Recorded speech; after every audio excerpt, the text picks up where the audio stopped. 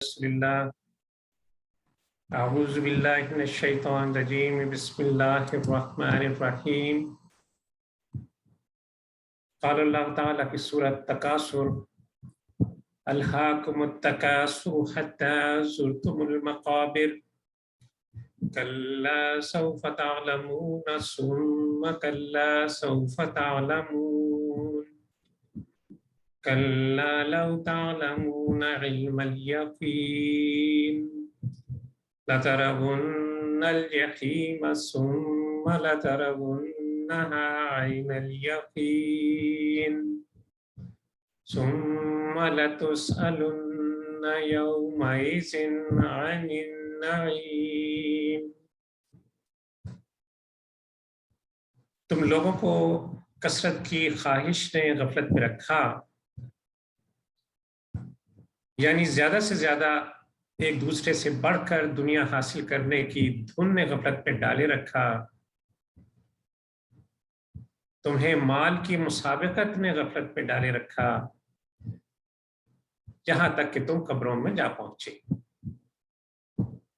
ہرگز نہیں، عنقریب تمہیں معلوم ہو جائے گا۔ اور پھر سن لو، ہرگز نہیں، عنقریب تم کو معلوم ہو جائے گا۔ ہرگز نہیں، اگر تم یقینی علم کی حیثیت سے اس روش کے انجام کو جانتے تو تمہارا یہ طرز عمل نہ ہوتا، تم دوزخ کو دیکھ کر رہو گے۔ اور پھر سن لو کہ تم بالیقین اسے دیکھ کر رہو گے، اور پھر اس روز ضرور تم سے نعمتوں کے بارے میں باس پرس کی جائے گی، جواب طلب کیا جائے گا۔ رب اشرح لی صدری ویسر لی امری واحلل عقدۃ من لسانی یفقہوا قولی۔ رفقائے گرامی، سورۃ تکاثر یہ مکی سورہ ہے۔ اس سورہ میں دنیا پرستی کے انجام پر مجھے اور آپ کو متنبہ کیا گیا ہے۔ ہر وقت مال و دولت، جاہ و حشمت سمیٹنے کی طلب کا کیا انجام ہو سکتا ہے، اس سورہ میں اس انجام کا ذکر کیا گیا ہے۔ اور پھر میری اور آپ کی توجہ فکر آخرت کی طرف دلوائی گئی ہے، اور آخر میں یہ بتایا گیا ہے کہ جو دنیا کی نعمتیں جن سے تم متمتع ہو رہے ہو، فائدہ اٹھا رہے ہو، قیامت کے دن تم سے ایک ایک نعمت کے بارے میں باس پرس ہوگی، پوچھا جائے گا۔ تو عزیز بھائیوں، اس سورہ میں ان لوگوں کی مذمت کی گئی ہے جو صرف دنیا کی زندگی کو اپنا مقصد بنا لیتے ہیں اور ہر وقت اس دنیا کا ایندھن جمع کرنے میں لگے رہتے ہیں، اس میں اتنے مستغرق ہوتے ہیں، اتنے انہماک کے ساتھ دنیا سمیٹنے میں لگے ہوتے ہیں کہ انہیں دیکھو تو یوں لگتا ہے کہ انہیں گویا کبھی اس دنیا سے جانا ہی نہیں، انہیں ہمیشہ ہمیشہ اسی دنیا میں رہنا ہے۔ اور پھر ہوتا کیا ہے کہ اچانک ایک دن موت انہیں آن گھیرتی ہے، اور جو ان کے دنیا پرستی کے منصوبے تھے، دنیا سے زیادہ کمانے کے، اس کی لذائذ اور کشائش سے زیادہ فائدہ اٹھانے کے، وہ سب منصوبے دھرے کے دھرے رہ جاتے ہیں، اور اس قصر سے جس پر کہ انہیں بڑا فخر ہوتا ہے، اس قصر سے موت انہیں ان کی قبر میں منتقل کر دیتی، اور پھر انجام سے ڈرایا جا رہا ہے کہ دیکھو قیامت والے دن تم سے تمہارے اعمال کے بارے میں پوچھا جائے گا، اور دیکھو تمہیں ضرور جہنم کو دیکھنا ہے، اور دیکھو جو نعمتیں تمہیں دنیا میں دی گئی ہیں ایک ایک کے بارے میں باریک بینی سے سوال کیا جائے گا، پوچھا جائے گا۔ تم سے سوال ہوگا کہ عمر تم نے کن کاموں میں گزاری، جو صحت تمہیں ایک بڑی نعمت کے طور پہ دی گئی تھی، جو تمہارے ایام جوانی تھے جس میں تم کسی کو خاطر میں نہیں لاتے تھے، ہم نے جو تمہیں امن دیا، فراغت دی، बेहतरीन तुम्हें खाना पीना अता किया, तुम्हें इल्म से भी नवाजा, दुनियावी जाहो माल भी दिया, दौलत भी दी, इन सब को तुमने कहाँ इस्तेमाल किया? तो भाइयों, मुझसे और आपसे एक एक चीज के बारे में सवाल होने वाला है। इस सूरह की एक एक आयत को हम देखते हैं। इब्तिदा हो रही है अल्हाकुम तकासुर के, कसरत की ख्वाहिश ने तुमको गफलत पे रखा, यानी तुमको ज्यादा से ज्यादा माल कमाने की धुन ने, ज्यादा से ज्यादा एक दूसरे से आगे बढ़ जाने की धुन ने गफलत में डाले रखा। लफ्ज़ है अल्हाकुम, लहफ से है, जिसकी असल मानी गफलत के है। और अरबी में ये लफ्ज़ हर उस काम के लिए बोला जाता है, उस शुगल के लिए बोला जाता है जिसमें आदमी इस कदर दिलचस्पी ले कि उसमें मुनहमिक होकर दूसरी अहम तर चीजों से गाफिल हो जाए, यानी इतना वो अपने अंदर उसको जज्ब कर ले कि वो बाकी तमाम कामों से तवज्जो उसकी हट जाए और वो गाफिल हो जाए उनसे। तो जब ये लफ्ज़ हम बोलते हैं अल्हाकुम, तो इसका मतलब होगा कि किसी लहब ने, किसी ऐसे शुगल ने तुम्हें अपने अंदर ऐसा मशगूल कर लिया है कि तुम्हें और किसी चीज का होश ही नहीं रहा, और तुम इस फिक्र में लगे हो, उसी धुन में मगन हो, और बाकी तमाम चीजों से तुम्हारा राब्ता टूट के रह गया।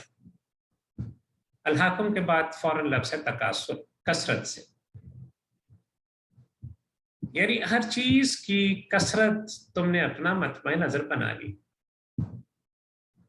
और फिर कसरत में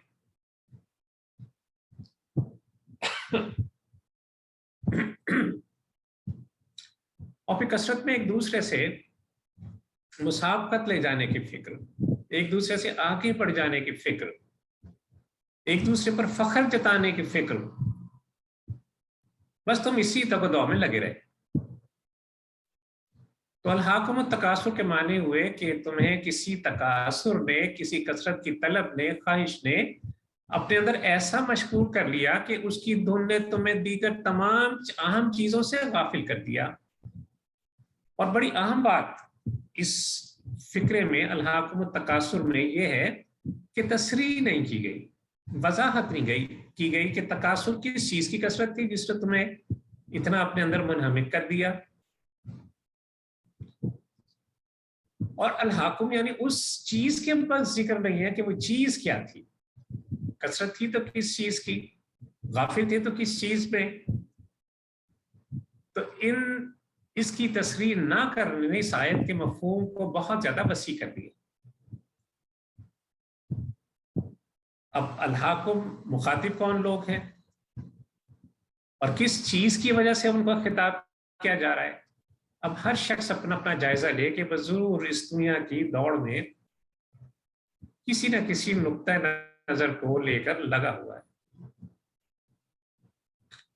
तो तकासुर के मानी भी इस तरह महदूद हो गए, और वो गफलत की चीजें भी लामहदूद हो गई।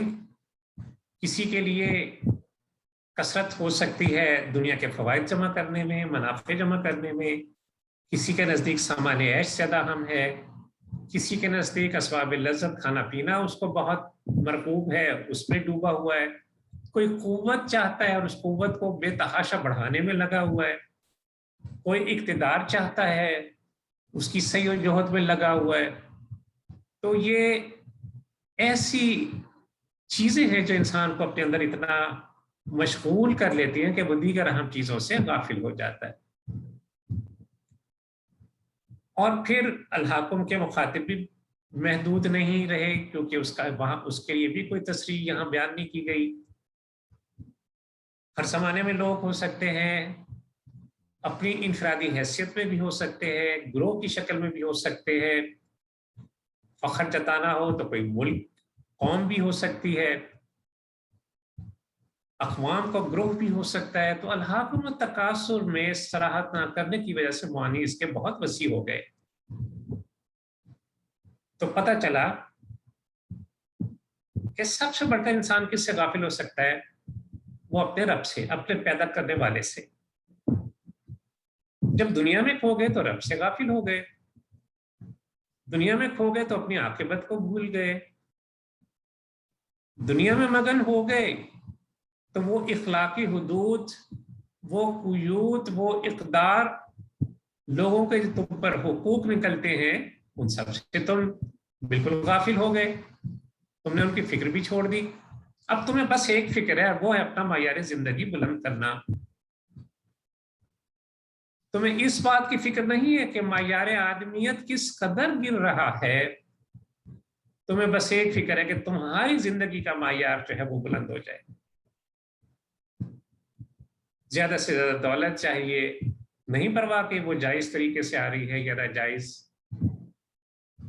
ऐशो इशरत का सामान चाहिए, जिस्मानी लज्जतों का इंतजाम चाहिए, और फिर इनमें इस कदर खो गए कि बाकी तमाम चीजों से तुमने गफलत इख्तियार कर ली। ये तो इनफरादी हैसियत हो सकती है, ग्रोह की हैसियत हो सकती है, लेकिन मैंने आपसे जिक्र किया कि कौमों में भी ये जज्बा हो सकता है, एक कौम में भी हो सकता है, ग्रोह में भी हो सकता है।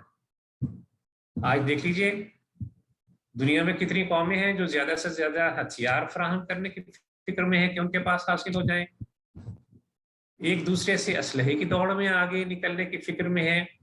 उनको इस बात की कोई फिक्र नहीं है कि ये सब कुछ जो वो जमा कर रहे हैं वो अल्लाह की जमीन को जुल्म से भर देगा। बस उनको अपनी माइट, अपनी ताकत, उस घुमंड के पीछे पड़े हुए हैं। उन्हें नहीं फिक्र कि इंसानियत किस तरह तबाह और बर्बाद हो सकती है। तो भाइयों, तकासुर की बहुत सी सूरतें हो सकती हैं, बहुत सी हालतें हो सकती हैं। किसी एक शख्स का भी हो सकता है, बहुत से अशखास का भी हो सकता है, किसी जमात का हो सकता है, मुल्क का हो सकता है, कौम, और फिर अक़वाम का भी हो सकता है।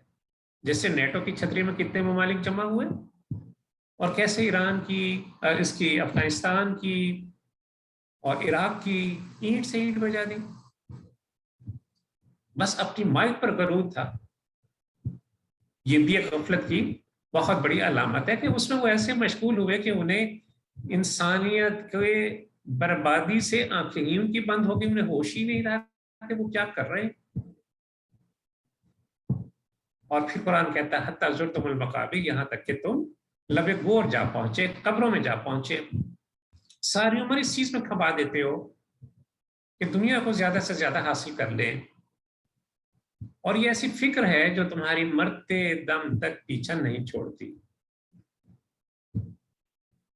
और एक बहुत बड़ी हकीकत है कि इंसान की आंख उस वक्त खुलती है जब वो बंद होने लगती है, यानी जब वो दुनिया से जाने लगता है, जब उसका बुलावा आ जाता है, फिर उसकी आंखें खुलनी शुरू होती है, फिर दुनिया की हकीकत उसको नजर आने लगती है।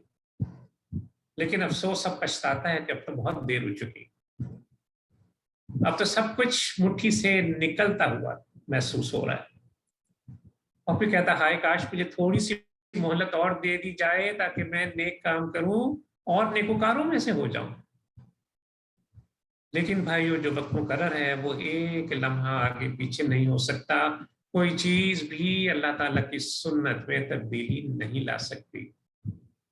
इज़ा जाअ अजलुहुम फला यस्तअखिरून साअतम वला यस्तक़दिमून, कि जब ये मोहलत खत्म हो जाती है,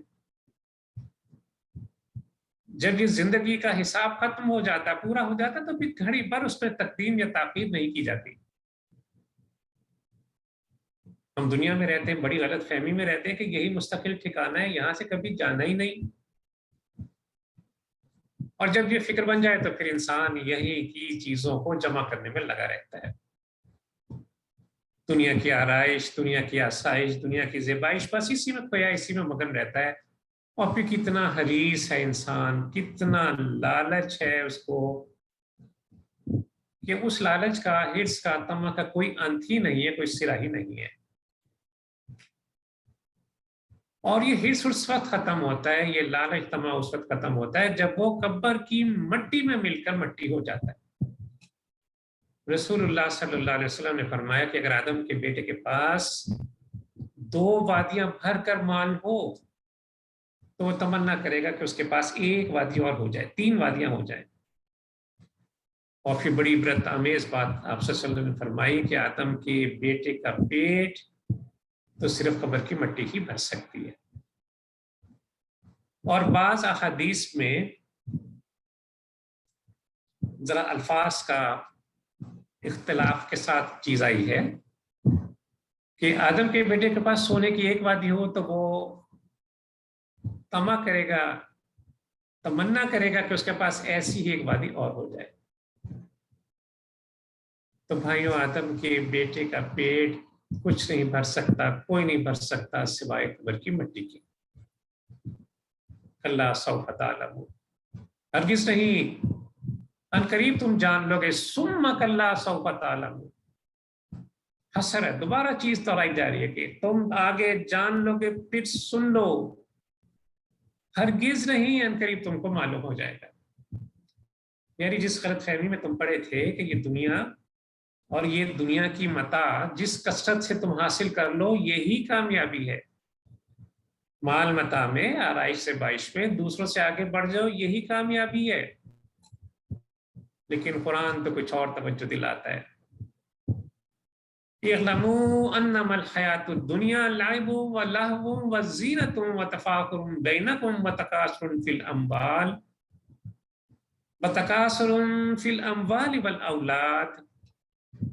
کہ خوب جان لو، اچھی طرح سمجھ لو کہ یہ دنیا کی زندگی اس کی سوا کچھ نہیں ہے، کہ ایک کھیل کود ہے، ایک دل لگی ہے، ایک ظاہری ٹیپ ٹاپ ہے،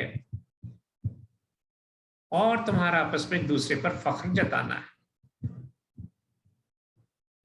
اور مال اور اولاد میں ایک دوسرے سے آگے بڑھ جانے کی کوشش کرنا ہے. لیکن بھائیو، قرآن کہہ رہا ہے کہ یہ ہرگز ترقی نہیں ہے، یہ ہرگز کامیابی کی علامات نہیں ہے. اور پھر کہہ رہا ہے قرآن کہ ان قریب تمہیں دنیا کا برا انجام پتہ چل جائے گا، اور پھر تم جان لو گے کہ تم کتنی بڑی غلطی پر رہے. ساری عمر تم جس کو اپنے لیے کامیابی سمجھتے رہے، اس سے بڑھ کر تو ناکامی کوئی تھی ہی نہیں. تو بھائیوں، موت کسی سے دور نہیں ہے. آج میں اور آپ زمین کے سینے پر چل پھر رہے ہیں، نہیں معلوم کل ہمیں زمین کے پیٹ میں اترنا پڑ جائے. اور ایک دن تو ایسا آئے گا کہ آج ہم چل پھر رہے ہیں زمین کے اوپر، اور کل ہمیں زمین کے سینے میں اترنا پڑے گا. اور پھر وہاں ایک دم ہم پر وہ تمام مشاغل جن میں ہم دنیا میں کھپے رہے، جن میں ہم دنیا میں پڑے رہے، وہ سب کے سب ہمیں وہاں جا کے پتہ چلے گا کہ آیا وہ سعادت کی علامتیں تھے، خوش بختی کی علامات تھی، یا بدبختی کی یا برے انجام کی علامات تھی. تو یہ تو سب جب پتہ چلے گا جب ہم قبر میں جا اتریں گے. کہ جس دنیا کو اور جس متاع دنیا کو جس پر ہم فریفتہ تھے، نبی صلی اللہ علیہ وسلم اس کے بارے میں کیا فرما رہے. بڑے خوبصورت انداز میں آپ صلی اللہ علیہ وسلم نے مجھے اور آپ کو سمجھا دیا. ابو ہریرہ رضی اللہ تعالیٰ عنہ بیان کرتے ہیں، کہتے ہیں کہ ایک دن رسول اللہ صلی اللہ علیہ وسلم نے مجھے شانے سے پکڑا اور کہنے لگے کہ اے ابو ہریرہ، آ میں تجھے دکھاؤں دنیا وما فیہا. کہتے میں نے کہا یا رسول اللہ صلی اللہ علیہ وسلم، بہت بہتر. کہتے نبی صلی اللہ علیہ وسلم نے میرا ہاتھ پکڑا اور مجھے مدینہ مطہرہ سے باہر ایک جنگل میں لے گئے. جنگل میں ایک جگہ کچھ کھوپڑیاں پڑی تھی، پخانے کا ڈھیر تھا، کچھ ہڈیاں تھیں اور کپڑوں کے چیتھڑے وہاں پڑے تھے. رسول اللہ صلی اللہ علیہ وسلم نے مجھے مخاطب کیا کہ ابو ہریرہ، یہ کھوپڑیاں ایسے ہی چاہت کیا کرتی تھی جیسے تم کرتے ہو، اور ایسے ہی عمل کیا کرتی تھی جیسے تم کرتے ہو. لیکن آج یہ ایسی ہو گئی کہ ان کھوپڑیوں پر چمڑی تک باقی نہیں رہی، اور اب چند دن میں یہ راکھ ہو جائیں گی. اور یہ پخانہ جو تم دیکھتے ہو، یہ ان کی غذا تھی. نامعلوم کہاں کہاں سے کما کر کھایا تھا.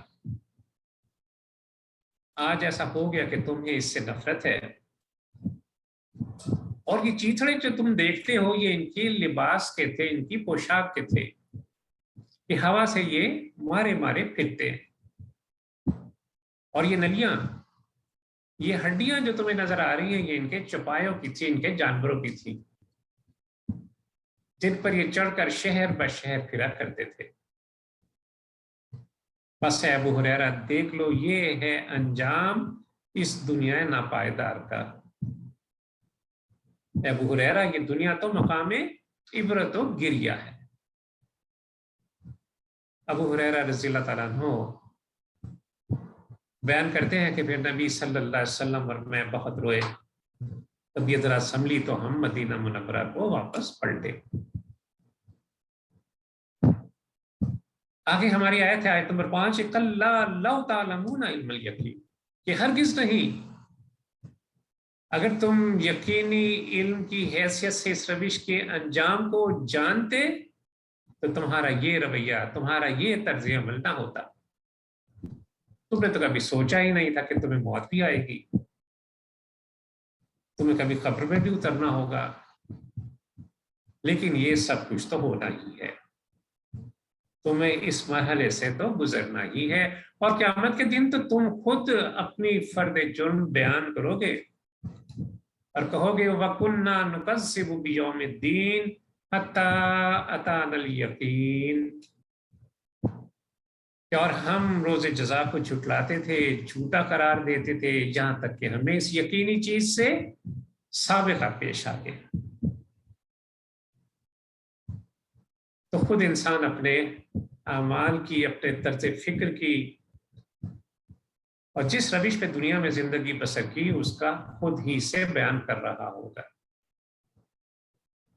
सूरा में आगे चलते हैं, लतरवुन्नल जहीम सुम्मा लतरवुन्नहा ऐनल यकीन, कि तुम दोज़ख को देख के रहोगे, तुम्हें दोज़ख से दो चार होना ही होना है, और फिर सुन लो, बिल्कुल तुम उसे यकीन के साथ देखोगे।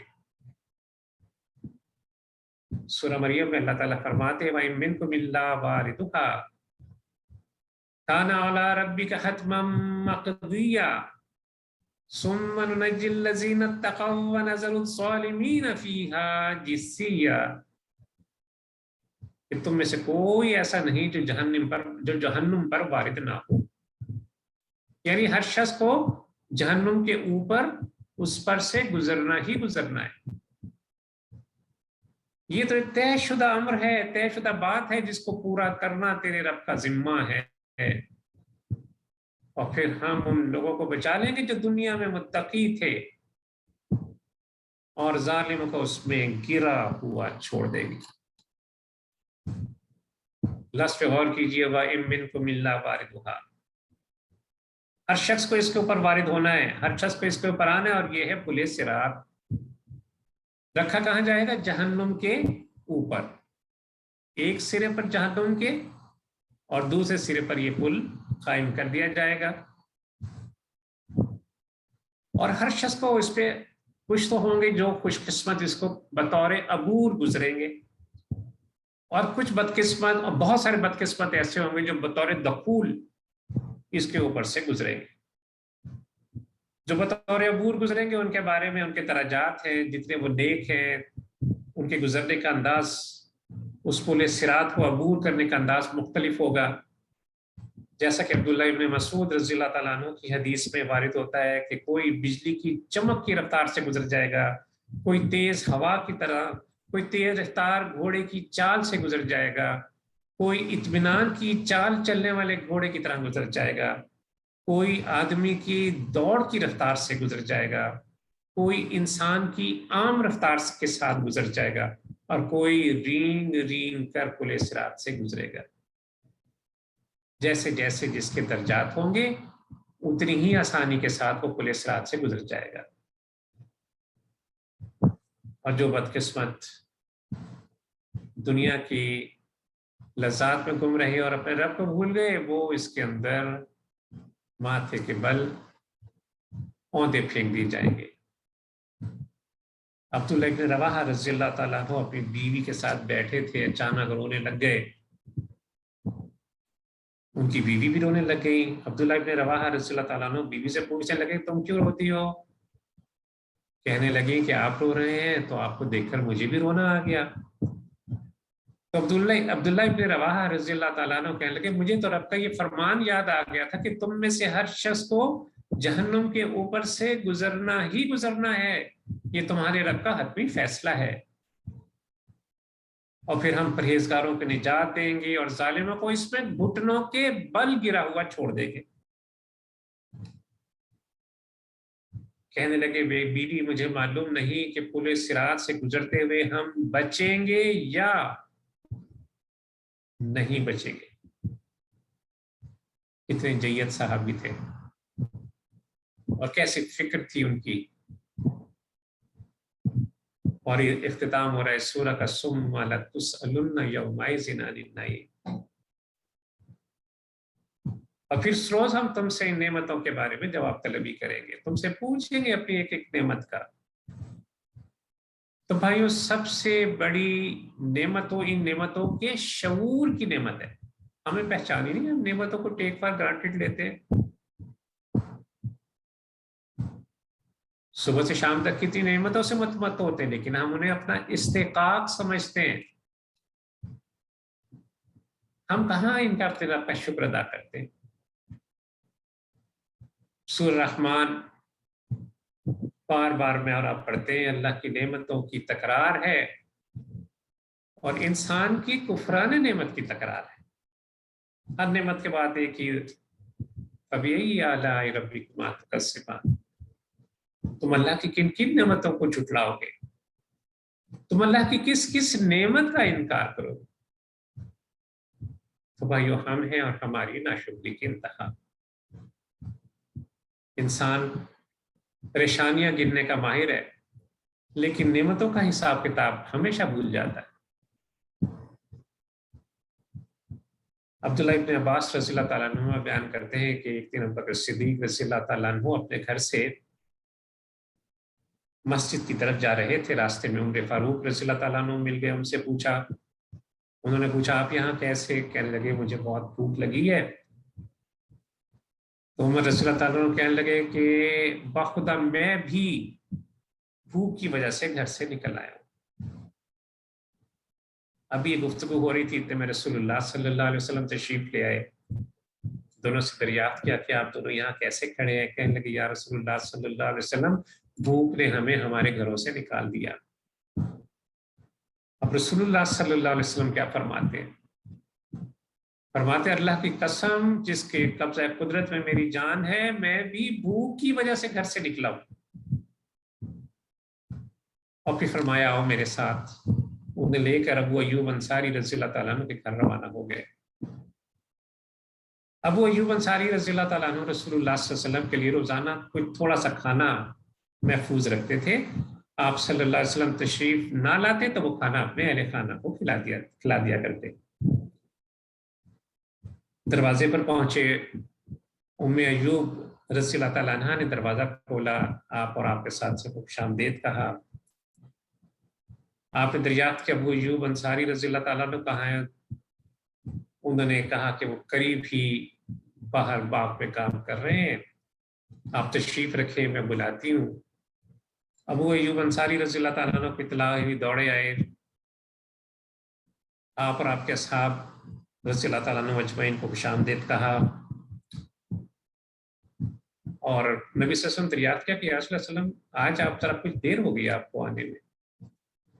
نبی صلی اللہ علیہ وسلم نے فرمایا کہ ہاں آج مجھے آنے میں دیر ہو گئی.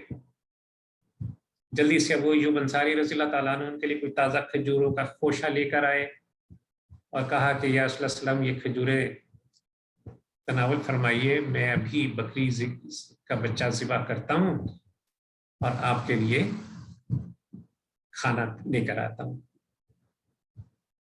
جلدی جلدی بکری کا بچہ ذبح کیا. بیوی سے کہا کہ جلدی کھانا تیار کرو. کھانا تیار کر دیا گیا. جب کھانا نبی صلی اللہ علیہ وسلم اور آپ کے اصحاب کے سامنے پیش کیا گیا تو سب سے پہلے رسول اللہ صلی اللہ علیہ وسلم نے گوشت کا ایک ٹکڑا لیا اور اسے روٹی پر رکھ کر ارشاد فرمایا ابو ایوب یہ میری بیٹی فاطمہ کو دے آؤ، یہ میری بیٹی فاطمہ کو دے آؤ، اس سے کئی دنوں سے ایسا کھانا نصیب نہیں ہوا. انداز کریں کہ اللہ کے رسول صلی اللہ علیہ وسلم، ان کے قریبی اصحاب، آپ صلی اللہ علیہ وسلم کی بیٹی، اور ذرا اپنا جائزہ لیں کہ ہمارے پاس کیا نعمتیں ہیں، ہمارے دسترخوان کن کن نعمتوں سے 3 4 5 وقت ہم کھانا کھاتے ہیں، اور فرما رہے ہیں کہ یہ میری بیٹی فاطمہ کو کے پاس لے جاؤ، کتنے ہی دن گزر گئے اس نے اس طرح کا کھانا نہیں کھایا۔ پھر نبی صلی اللہ علیہ وسلم کے سامنے یہ ساری نعمتیں تھیں، آپ صلی اللہ علیہ وسلم کی آنکھوں سے ٹپ ٹپ آنسو گرنے لگے، فرمانے لگے یہ روٹی، یہ خشک اور تر گوشت، یہ کچی کھجوریں، الفاظ کہتے جاتے آپ صلی اللہ علیہ وسلم کی آنکھوں سے آنسو روا ہوتے جاتے۔ فرمایا کہ اللہ کی قسم جس سے قبضہ قدرت میں میری جان ہے، یہی تو وہ نعمتیں ہیں جن کے بارے میں تم سے باز پرس کی جائے گی، یہی تو وہ نعمتیں ہیں جن کے حوالے سے قیامت کے دن تم سے سوال کیا جائے گا۔ اور پھر میری اور آپ کی تربیت فرمائی کہ جب تمہیں اس قسم کی نعمتیں ملیں تو کھاتے وقت بسم اللہ کہو، اور جب کھا چکو تو اللہ تعالیٰ کا شکر ان الفاظ ادا کرو کہ الحمدللہ الذی هو اشبعنا وانعم علینا وافضل، کہ ستائش ہے، تعریفیں ہیں اس اللہ کی جس نے ہمیں سیر ہو کر کھانا کھلایا اور ہم پر اپنا انعام اور فضل کیا۔ تو بھائیو، اس سورہ کا خلاصہ جو ہمارے لیے سبق ہے وہ میں مختصراً آپ کے سامنے رکھ دوں کہ یہ مال کی کثرت، اولاد کی کثرت، دنیا کے ساز و سامان کی حرص، یہ انسان کو غفلت کے اندر پھنسائے رکھتی ہے، نہ مالک کا دھیان آنے دیتی ہے، نہ آخرت کی فکر کو قریب پھٹکنے دیتی ہے۔ بس شب روز ایک ہی انسان کو دھن لگی رہتی ہے کہ جس طرح بن پڑے زیادہ سے زیادہ مال، زیادہ سے زیادہ دنیا کی آسائشیں، دولت، یہ سب کثرت کے ساتھ جمع کر لیں۔ اسی فکر میں رہتا ہے کہ میرا بس سب مجھ سے آگے ہو، میرا جتھا سب جتھوں سے مضبوط ہو، اور یہ پردہ غفلت اس پر اٹھتا ہے جب موت کا ہرکارہ اس کو لینے آ جاتا ہے۔ تب قبر میں جا کر پتہ لگتا ہے کہ وہ سخت غفلت میں پڑا تھا، بہت بڑی بھول میں تھا، یہ دنیا تو محض چند دن کی چہل پہل تھی، اور پھر وہی ساز و سامان جس کو دنیا میں جمع کر رہا تھا اب وہ سب قبر میں اس کے لیے وبال جان بن جائے گا۔ تو اس سورہ میں بار بار یہ تاکید کی جا رہی ہے کہ تمہارا خیال صحیح نہیں ہے کہ مال کی کثرت، اولاد کی کثرت، دنیاوی آسائشوں کی بہتات یہ کام آنے والی چیزیں، قریب تمہیں معلوم ہو جائے گا کہ یہ سب تو فانی دنیا کی فانی چیزیں ہیں، اور جلد تم پر حقیقت کھل جائے گی کہ دنیا کی زندگی تو ایک خواب ہے، اس سے زیادہ کچھ نہیں۔ اور پھر جب قبر میں پہنچو گے تو محشر میں سب کو ایک ایک بات کو تمہارے سامنے کھول کر بیان کر دیا جائے گا، اور پھر تم سے اس دنیا کے عیش و آرام کی اور اس کی نعمتوں کے بارے میں سوال کیا جائے گا کہ جو نعمتیں تمہیں عطا کی گئیں ان نعمتوں کا حق تم نے کیسے ادا کیا، اور جو منعم حقیقی تھا جس نے تم کو یہ نعمتیں ادا کی تم نے اس کو خوش رکھنے کی کیا کوشش کی۔ تو بھائیو، اللہ عز و جل سے دعا ہے کہ وہ ہمیں کثرت کی خواہشات سے بچائے، دنیا میں جتنا رہنا ہے اتنا ہی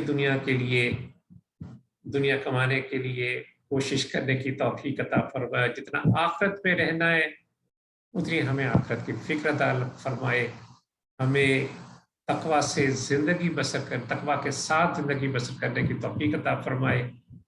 اللہ عز و جل جو ہماری بھول ہے، غفلت ہے، اللہ تعالیٰ کی ذات مبارکہ سے، اپنی عاقبت سے، آخرت سے، قیامت سے، قبر سے، اللہ تعالیٰ ان سب غفلتوں کو ہمیں معاف فرمائے، اور جو نعمتیں دنیا میں اللہ نے ہمیں عطا کی ان کے شکر کرنے کی توفیق عطا فرمائے۔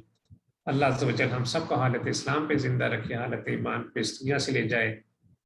وصلی اللہ تعالیٰ علی خیر خلقہ محمد وعلی آلہ وصحبہ وسلم۔